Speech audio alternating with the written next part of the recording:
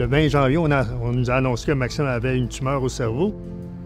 Sylvain Plot, et je suis le père de Maxime Plot-Brunet.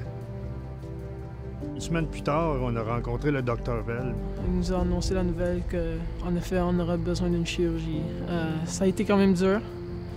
Mes parents ont fondu en larmes. Je m'appelle Maxime et j'ai 16 ans. Le Dr Vell avait l'air vraiment confiant. On nous avait annoncé qu'on allait se faire opérer d'une nouvelle façon. Puis j'avais un peu peur, mais je gardais quand même mon sang-froid.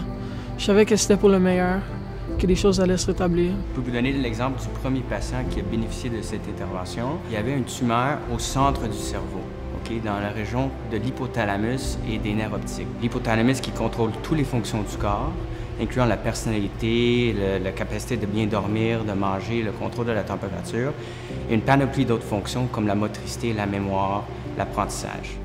Je suis Dr Alex Veil, neurochirurgien pédiatrique à l'hôpital Sainte-Justine. Avec l'inauguration du nouveau bâtiment, il était essentiel de reposer aussi les soins et les services aux enfants sur de la haute technologie. Opération Enfant Soleil nous a permis d'équiper plusieurs secteurs de notre institution. Marc Girard, directeur des affaires médicales et universitaires au CHU Sainte-Justine. À titre d'exemple, l'IRM, la résonance magnétique au bloc opératoire, nous permet maintenant d'opérer des enfants qui ont des tumeurs ou des épilepsies de façon excessivement précise. Alors, ça a permis l'acquisition d'un appareil de résonance magnétique qui a la particularité de pouvoir être utilisé dans une salle d'opération. La résonance magnétique au niveau du cerveau, c'est l'appareil le plus performant. Ça donne des images qui sont d'une précision absolument incroyable. Ça a été une révolution. Maintenant, on est capable de voir comment le cerveau fonctionne dans une salle d'opération.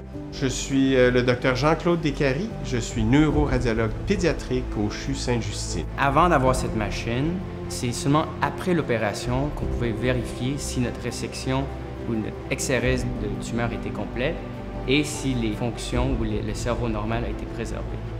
Maintenant, on peut faire cette vérification pendant l'opération.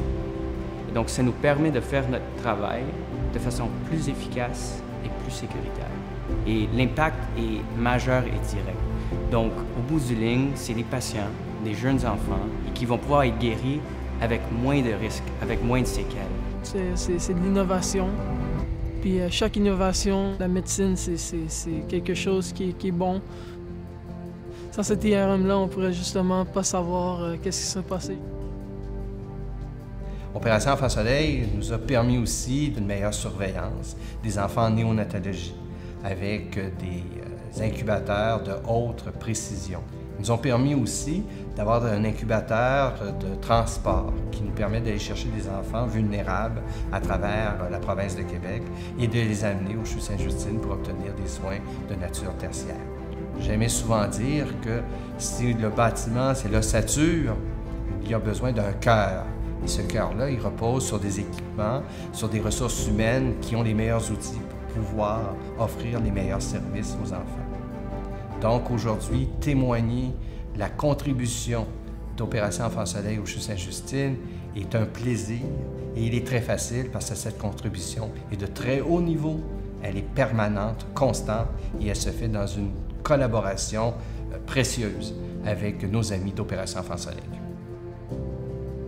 Récemment, j'ai rencontré le Dr Vell, mon neurochirurgien, et il nous a annoncé justement que la tumeur se rapetisse. Mais grâce à la machine qu'Opération Enfant Soleil a donnée, Maxime, c'est mon garçon encore aujourd'hui qui est là. C'est pas un nouveau garçon, c'est lui qui est là avec moi. C'est lui qui existe encore.